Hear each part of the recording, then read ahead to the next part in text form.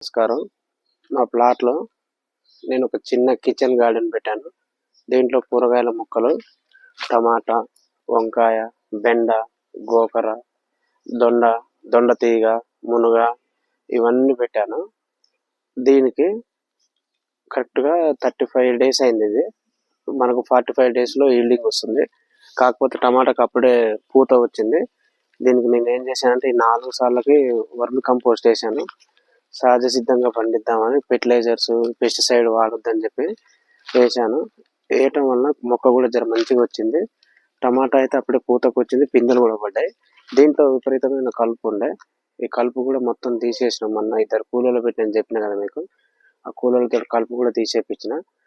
గోకర గింజలు, ఆ గోకర గింజలు కూడా చూడండి. గోకర గింజలు కూడా మంచిగా వచ్చినాయి. ఆ బెండ గింజలు అక్కడనే బెండ గింజలు పెట్టినాం, అవి కూడా మొలిచినాయి. మీరు ఏంటంటే ఈ వ్యవసాయం ఏంటంటే సేంద్రియ వ్యవసాయాన్ని మనం ప్రోత్సహించాలి.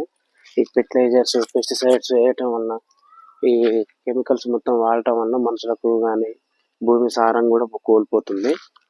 ఇది చూడండి ఎంత నీట్ గా వచ్చినాయి. ఆకులు కూడా మంచిగా పరవంచుకున్నాయి.